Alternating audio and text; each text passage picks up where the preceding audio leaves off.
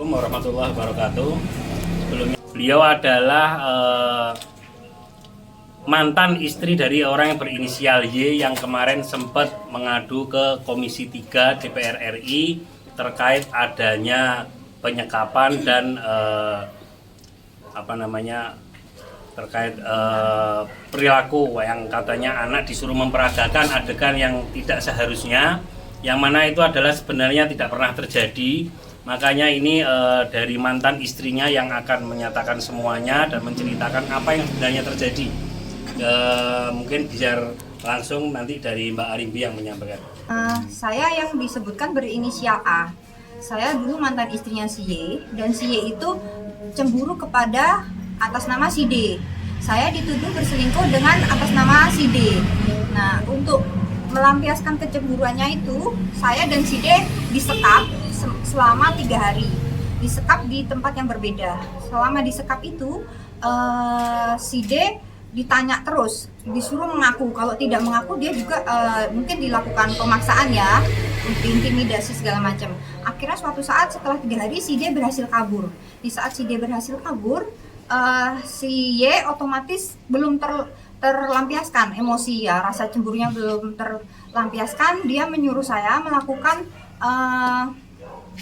membuat laporan di kepolisian untuk membantu menangkap si D kembali agar terlampiaskan rasa cemburunya. Saya disuruh mengaku di kepolisian atas dugaan saya diperkosa, dan untuk anak saya Kenji juga dilakukan pelecehan seksual oleh atas nama si D.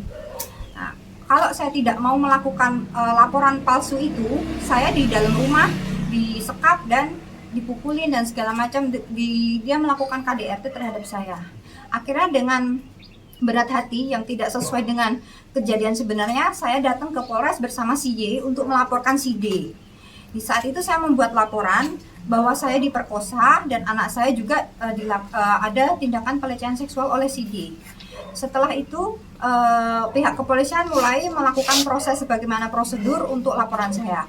Di saat suatu ketika si Y lengah, saya sempat bisa ada kesempatan untuk memberitahu di pihak kepolisian bahwa laporan ini semua adalah laporan palsu. Jadi saya dipaksa untuk membuat laporan palsu. Saya diintimidasi karena si Y ini melakukannya untuk menangkap si D supaya dapat masuk ditahan, dan dia terlampiaskan rasa cemburunya terhadap si D. Seperti itu.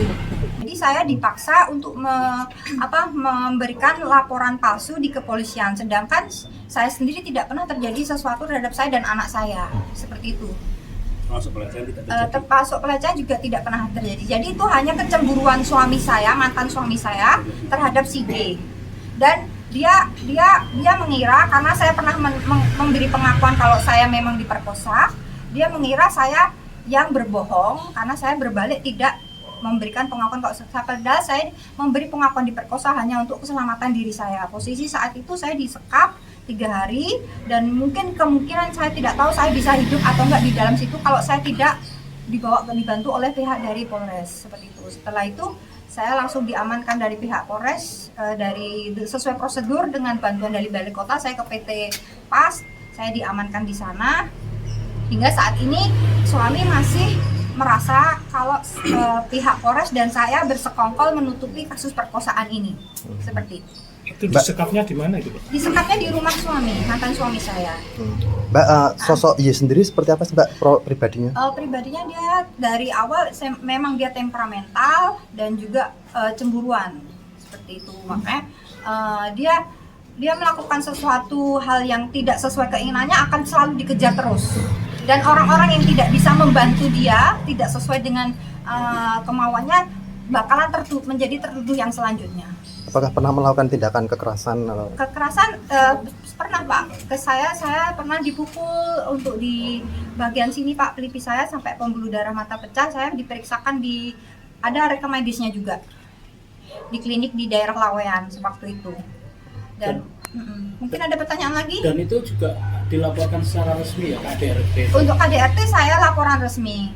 Tapi setelah polisi melakukan tugasnya, tahap-tahap pembuktian tidak ada, saya divisum segala macam, tidak terbukti, Kenji anak saya juga tidak terbukti adanya seperti itu.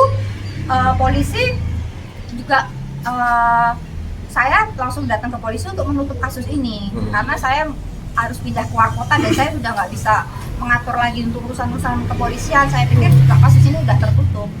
Artinya Mbak Arimbi mengajukan mencabut perkaranya juga atas dasar tidak ada unsur paksaan ya? Tidak ada unsur paksaan. Saya sendiri mau mencabut laporan ini karena sudah selesai. Di tahun 2017 sudah selesai, sudah tidak ada masalah lagi. Mbak, saat itu apa yang mendorong Mbak memiliki keberanian akhirnya ya? Terus akhirnya mengungkapkan apa yang sebenarnya? Dari awal saya dari awal pertama pura-pura mengaku di depan si J ini kalau saya benar diperkosa untuk menyelamatkan diri saya. Daripada saya mati sia-sia kan di dalam rumah itu, posisi saya disekap 3 hari. Nah setelah itu di pihak kepolisian saya cari celah sedikit pun untuk menjelaskan sebenar-benarnya. Posisi dia baru keluar sebentar, saya langsung menjelaskan. Jadi pihak kepolisian waktu itu tidak menghakimi langsung si J, tidak membela saya. Pihak kepolisian terus sama-sama mencari kebenaran yang terjadi saat itu dan akhirnya terbukti, semua dicek, semua dari bukti-bukti dari si J yang kasih, terus dari saya cuma dicek, ternyata memang nggak ada kejadian apa-apa. Jadi itu semua kasus rekayasa. Mbak, si J sendiri mengatakan seakan-akan pihak kepolisian itu tidak bersahabat dan lain sebagainya. Kalau Mbak saat dalam penanganan kemarin seperti apa? Kalau dalam penanganan pihak kepolisian sangat welcome sekali ya. Maksudnya semua keluhan saya dan semua masalah saya bisa terselesaikan sesuai dengan kenyataan yang ada. Jadi untuk si Y, dia memang selain temperamental dan juga cemburuan, sewaktu masih sama saya juga dia pemakai narkoba aktif. Jadi mungkin kita nggak tahu ya, kan polisi membutuhkan bukti bukan halusinasi ya, seperti itu. Makanya dari pihak kepolisian juga sudah sangat-sangat sekali membantu saya juga kooperatif untuk kasus ini dan sudah tidak ada masalah sebenarnya dari 2017. Mungkin Mbak punya harapan Mbak terkait masalah ini seperti apa? Ya untuk harapan saya pertama karena kasus ini sudah terangkat ya, sudah di mana-mana, untuk semoga bisa sampai ke Komisi 3 DPR, klarifikasi saya, pesan saya bisa tersampaikan ke sana, untuk ya menyelesaikan semua kegaduhan ini supaya semua bisa tahu masalah sebenarnya seperti apa. Dan untuk itu saya membuat tim, insya Allah di awal Januari surat akan saya kirim ke Komisi 3. Jadi yang jelas kita meminta mengklarifikasi yang sebenarnya terjadi.